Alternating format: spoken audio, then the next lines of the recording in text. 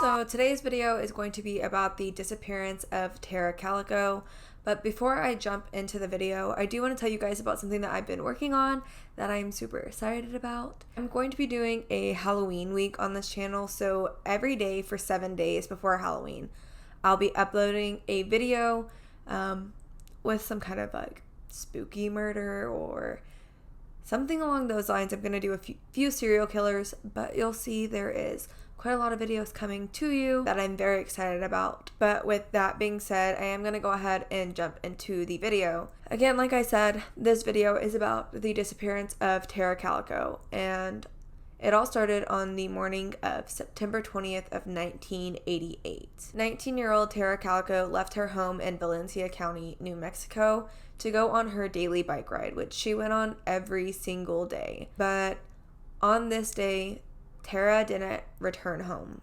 and she has never been seen since then. And there's a lot of controversy around this case, and 30 years later, this case is still really widely known. But as far as Tara goes, she was described as being very efficient and independent, and she was very pretty and well-liked. She was a very sweet person. Her parents said that she was the kind of person who wanted to get a lot of things done in a day. Her schedule was always jam-packed. Like, she always had something to do. And actually, on the particular day that Tara vanished, she was really worried about keeping up with her schedule. She had a tennis date with her boyfriend at 12:30, but still wanted to go on a bike ride. So she told her mother, Patty Dole, to come and find her if she wasn't home by 12 p.m. And she told her mother that jokingly, but noon came and went, and Tara never came home. Tara had recently graduated from high school and enrolled into college as a sophomore, and she was planning on being a psychiatrist or a psychologist, something of that nature. Her grade point average was really, really high, and she was a very focused individual. On the day she disappeared, Tara actually took her mother's pink Huffy bicycle for a ride because her bike actually had a flat tire at the time. Her route was on Highway 47 in Valencia County, New Mexico, and the bike ride was about 36 miles long. She left at about 11:45 a.m. This was the same route that Tara took every day, and her mother, Patty Dole, knew it very well too. She typically went on these bike rides with Tara, but lately she had been skipping a few rides because of an incident that happened while they were riding their bikes.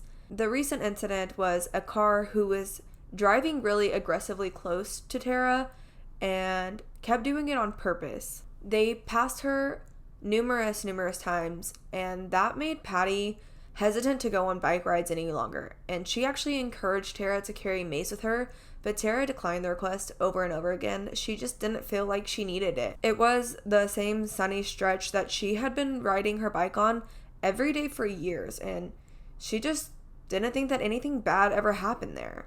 But unfortunately, Tara did disappear, and for 10 months, Patty Dole and her husband John knew nothing about Tara's disappearance. On the afternoon of Tara Calico's disappearance, her mother, Patty Dole, actually drove up and down the bike route looking for any signs of Tara. But when Patty couldn't locate her, she contacted the police, and pretty quickly a search party was put together to look for her. But neither Tara or the bike that she was riding were located. And nobody who was questioned about the incident had witnessed any kind of accident or abduction. Few people had recalled seeing Tara along the road and remembered a light-colored pickup truck or a 1953 light beige or dirty white pickup truck following her along her route. And they did think that Tara was unaware of the presence of the truck. Police ended up finding pieces of Tara Calico's Walkman cassette tape. It was scattered and broke into pieces. It was about 19 miles east of Highway 47, which is where she was on her bike ride.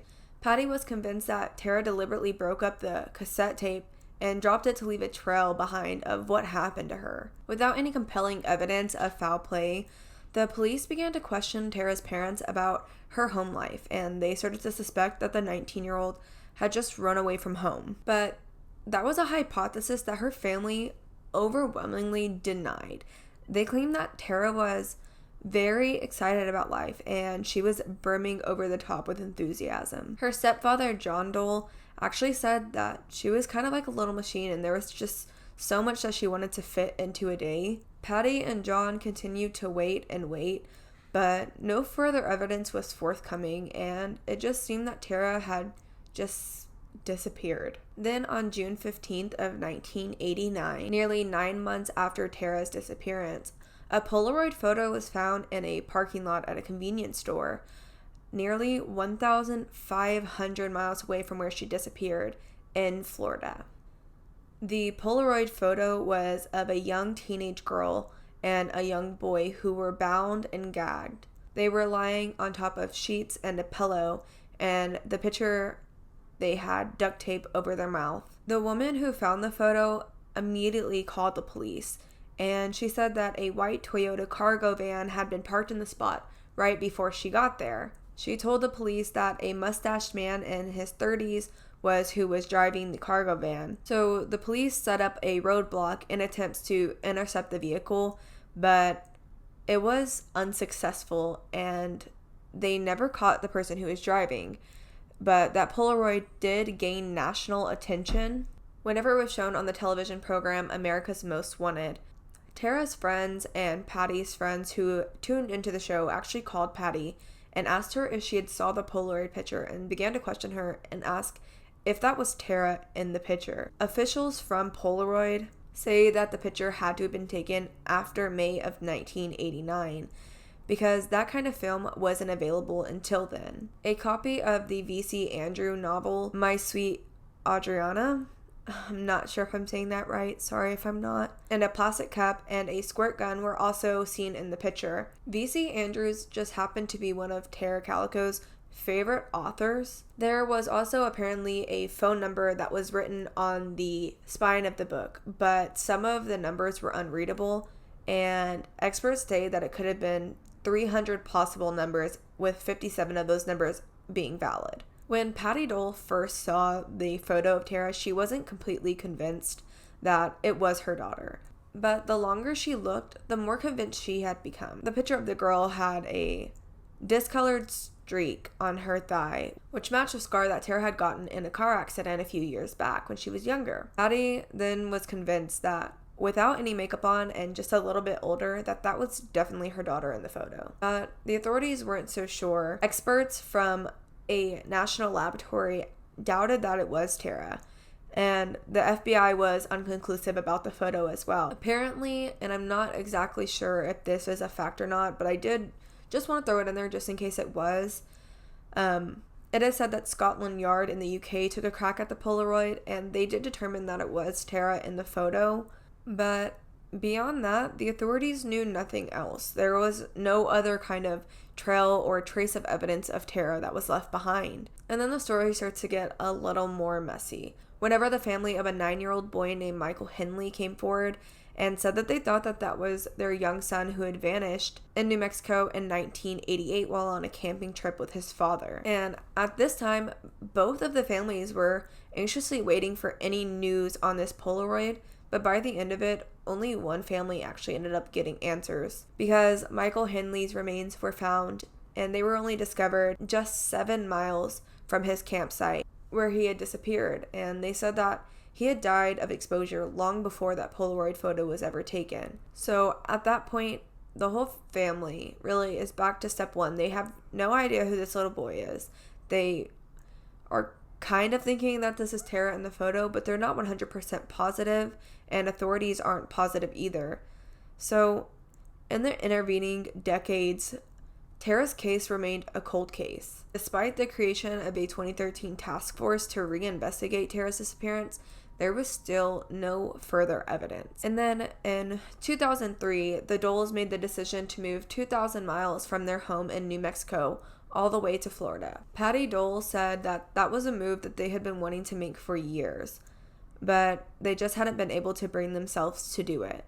They were always halfway expecting to have a break in Tara's case, and that they were going to be able to bring her home, and they didn't want to move away from what she knew as home before they knew if they would find her. The Doles had appeared on countless TV shows, like Oprah, Unsolved Mysteries, 48 Hours, A Current Affair, to beg for any news of their daughter, but they just decided that it was time to move. Patty Dole said that their home in New Mexico, that there was nothing that she could do that didn't remind her of Tara. So the move was just the best thing to do for her. A new development in 2008 emerged whenever Sheriff Rene Rivera of Valencia County, New Mexico, said that he had known what happened to Calico, and he knew who did it. He didn't name the suspects, but he did say that they were two men who were teenagers at the time. And apparently, they were following Calico while she was on her bike ride, and some sort of accident happened. So, in a panic, these two teenage boys disposed of her body, but without any remains. Rivera said that he couldn't make an arrest. John Dole, Tara's stepfather, was enraged when he heard about Rivera's claims. He said that there was no reason for Rivera to publicly announce his suspicions if he couldn't arrest the suspects. He did say that there was such a thing as circumstantial evidence and that he had seen plenty of convictions that were made on just circumstantial evidence if you have a good enough case. But unfortunately, no arrests were ever made and those boys were never named.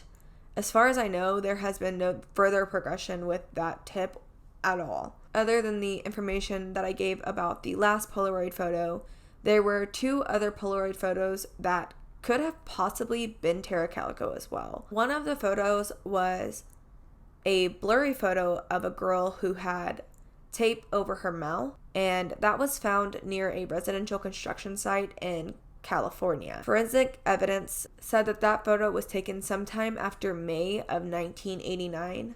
The second photo was of a woman who was loosely bound with her eyes covered, sitting next to a man on a train, and that one was dated sometime after February of 1990. No charges were ever brought as a result to either of the images, and Patty Dole found that the photo that they found in California was more similar and more compelling to be Calico, but she definitely didn't believe at all that the photo of the girl on the train was her daughter. Today, Calico has been missing for more than 30 whole years.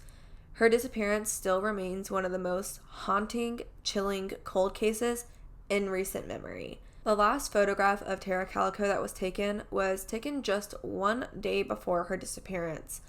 Tara's sister said that it was sad because she saw such a bright future ahead of Tara, and what was sad was that she never got that future. And then in recent years, large rewards were offered for any information about Calico's disappearance.